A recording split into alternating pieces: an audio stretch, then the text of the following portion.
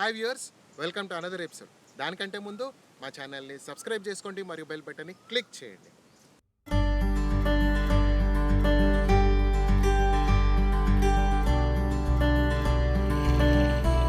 Hi yes, welcome back to trek centres.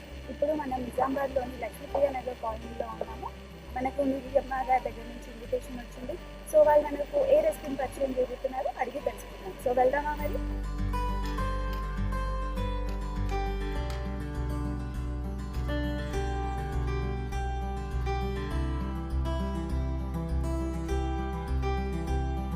Hello నిజమ్మ గారు. Hello అండి. Thank you so much for inviting. Welcome అండి. నేను కూడా మీకోసమే వెయిట్ చేస్తున్నాను. రండి లోపలికి వెళ్దాం.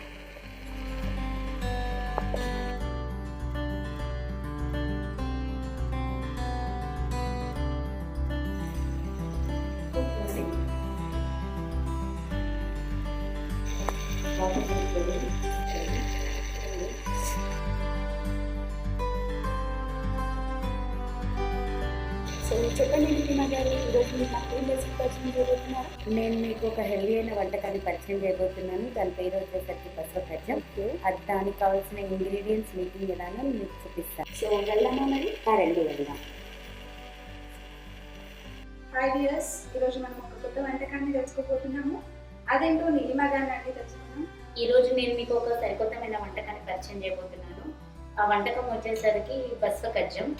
దీంట్లో కావాల్సిన పదార్థాలు: పెసరపప్పు, గోధుమ పిండి, కారం, చింతపండు, ఉప్పు, కరివేపాకు, ఆవాలు, జీలకర్ర, వాటర్, నూనె.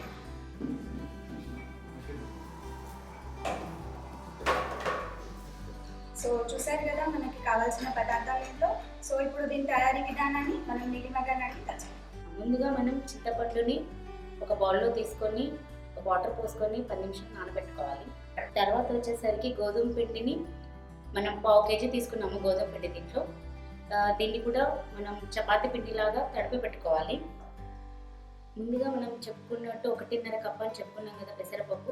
దీంట్లో 1 కప్పు మట్టుకు మనం తీసుకొని కుక్కర్లో పోసుకొని దీనికి సరిపడా వాటర్ పోసుకొని మెత్తగా ఉడికించుకోవాలి.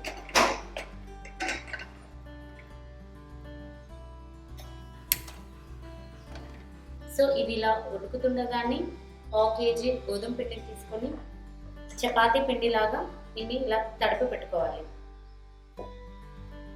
చింతపండుని కూడా దీనికి సరిపడా వాటర్ని పోసుకొని ఇలా చింతపండు గుజ్జుని తయారు చేసి పెట్టుకోవాలి. సో ఎస్, ఇప్పుడు ఈ రెసిపీ నిజమ్మ గారిని అడిగి తెలుసుకుందాం. గారు ఇప్పుడు పప్పు ఉడికిందో లేదో చూద్దాము. ఆ పప్పు బాగా ఉడికిపోయిందండి. దీన్ని చాలా మెత్తగా ఉడకబెట్టుకోవాలి. దీన్ని మనం పక్కన పెట్టేసుకున్నాము. ఈ పప్పును ముందుగా మనం ఉడకబెట్టుకున్నాం కదా, ఈ పప్పుని మనం పప్పు గుత్తితో మెత్తగా చేసుకోవాలి. ఇంకొక బాణీ తీసేస్తున్నాము. ఈ పన్నీటి మనం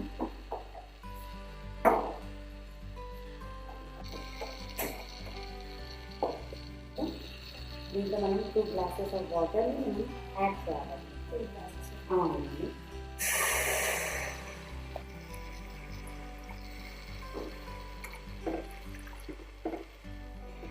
ఇది ఒక 2 నిమిషాలు మరగనివ్వాలి. చూడండి, ఎసరు వస్తుంది కదా, ఇలా ఎసరు వచ్చినప్పుడు మన పప్పును ముందుగా 2 భాగాలుగా చేసుకున్నాం కదా, పెసరపప్పు పాకాన్ని మంచిగా కడుక్కొనేసి ఇందులో కలిపేసుకోవాలి. ఇది ఇలా ఉడుకుతుంటాము. దీనికి టైం పడుతుంది ఉడకడానికి. ఈలోగా మనం ముందుగా చపాతీ పిండిలో కలుపుకున్నాం కూడా గోధుమ పిండిని. దీన్ని మనం ఉండలు చిన్న చిన్న వందలుగా చేసుకొని ఈ మధ్యలో వందలు చేసుకొని చపాతీలాగా మనం దీన్ని చేసుకోవాలి.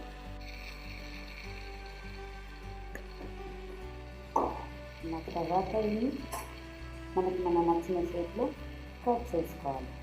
నేను ఇలా కట్ చేస్తున్నానండి.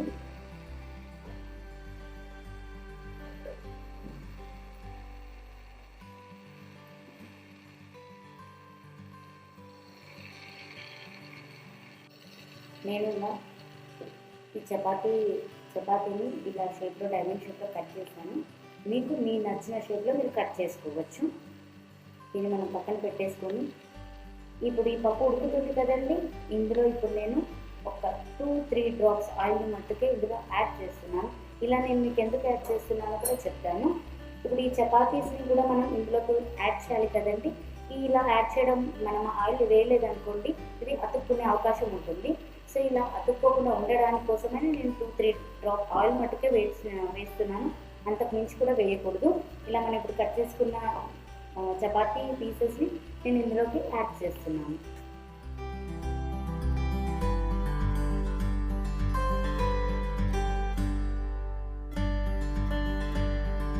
ఇలా కట్ చేసుకున్న చపాతీ పీసెస్ని ఇందులోకి యాడ్ చేస్తాను. దీన్ని కొద్దిసేపు ఉడకనివ్వాలండి. ఇందులో ఒకటి పెట్టేద్దాం. ఇది ఇలా ఉడుకుతూ ఉంటుంది.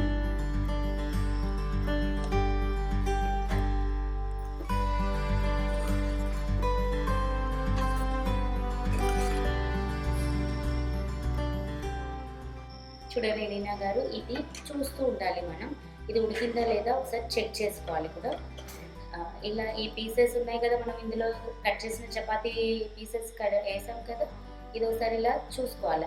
ఇలా చూసారు కదా, ఇది ఉడికిపోయింది. ఇప్పుడు ఈ ఉడికిపోయిన మిశ్రమంలోకి మనం ముందుగా మనం చింతపండు గుజ్జు తీసి పెట్టుకున్నాం కదా, ఈ చింతపండు గుజ్జుని మనం ఇందులోకి యాడ్ చేస్తున్నాం. యాడ్ చేసుకొని దీన్ని ఒకసారి చిన్నగా కలుపుతాం.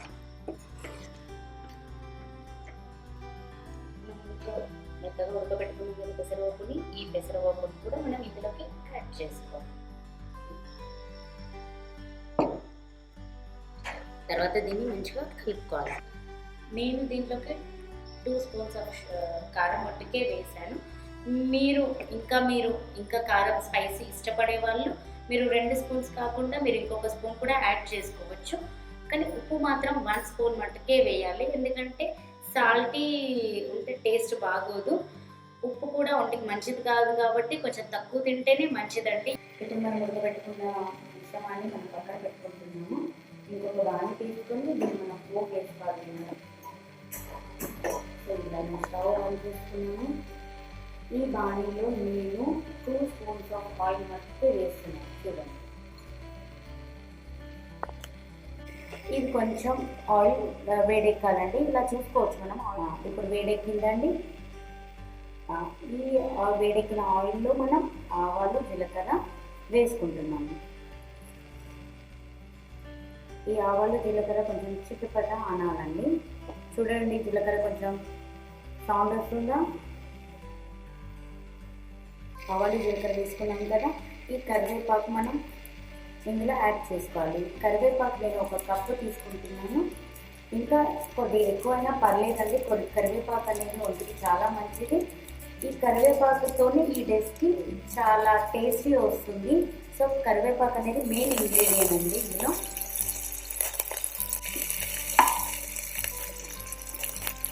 ఇలా అయిన తర్వాత మనం ఉడకబెట్టుకున్నాం కదా ఈ మిశ్రమాన్ని ఇందులో మనం వేసుకోవాలి. ముందుగా ఉడకబెట్టుకున్న మిశ్రమాన్ని వేసుకోవాలి. వేసారు కదా, దీన్ని కలుపుకోవాలి. ఇది చాలా రుచిగా ఉంటుందండి. ఇందులో నేను ఎలాంటి మసాలాలు కానీ ఎలాంటి ఆయిల్ ఎక్కువ కానీ సాల్ట్ కానీ ఎక్కువ వేయలేదు. ఇది చాలా హెల్దీ అయిన ఫుడ్.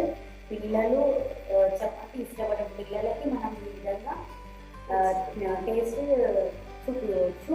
ఇది చాలా ఎనర్జీ డిష్ అండి. మనం దీన్ని మార్నింగ్ టిఫిన్గా కానీ ఈవినింగ్ టిఫిన్గా కానీ ఇది మనం తీసుకోవచ్చు. దీనివల్ల బాగా ఎనర్జీ వస్తుంది. ఇది అందరికీ పిల్లలని కాదు పెద్దవాళ్ళకు కూడా ఇది మంచి రుచికరమైన హెల్తీ ఫుడ్ అండి.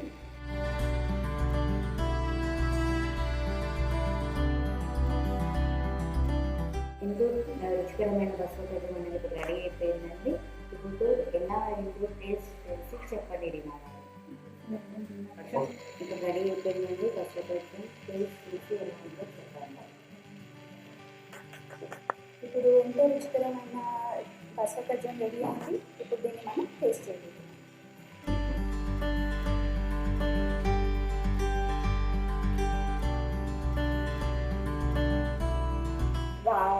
చాలా బాగుందండి. ఎంతో రుచికరమైన పెసరపప్పు చాలా బాగుంది. అండ్ మీరు యూజ్ చేసిన ఇంగ్రీడియంట్స్ అన్ని చాలా బాగా మిక్స్ అయ్యాయి.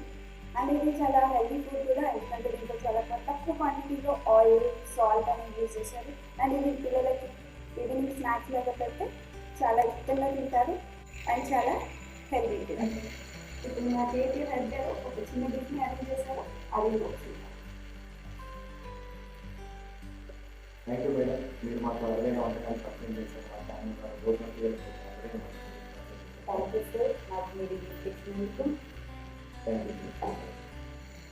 వ్యూవర్స్ చూశారు కదా, నీలిమ గారు మనకి ఈరోజు ఒక అరవైన వంటకాన్ని పరిచయం చేశారు. సో ఇలాంటి వైవిధ్యమైన అభ్యర్థనటువంటి వంటకాలు మీకు తెలిసినట్లయితే స్క్రీన్ మీద కనబడుతున్నటువంటి వంటకాన్ని దయచేసి మేము మా టీంతో మీకు చేస్తాం. మీ వంటకాన్ని చేసి భోజన పిల్లలకు పరిచయం చేస్తాం. సో లేట్ చేయకుండా స్క్రీన్ మీద కనబడుతున్నటువంటి దయచేసి మరిన్ని వైవిధ్యమైన వంటకాలతో నెక్స్ట్ ఎపిసోడ్లో మీరు బాయ్. బాయ్. చూసారు కదా వ్యూవర్స్, ఈ వీడియో కనుక మీకు నచ్చినట్లయితే లైక్ చేయండి మరియు షేర్ చేయండి. ఇలాంటి మరిన్ని ఇంట్రెస్టింగ్ ఎపిసోడ్స్ ఎవ్రీ ఫ్రైడే మీ ముందు ఉంటాను. Until then bye.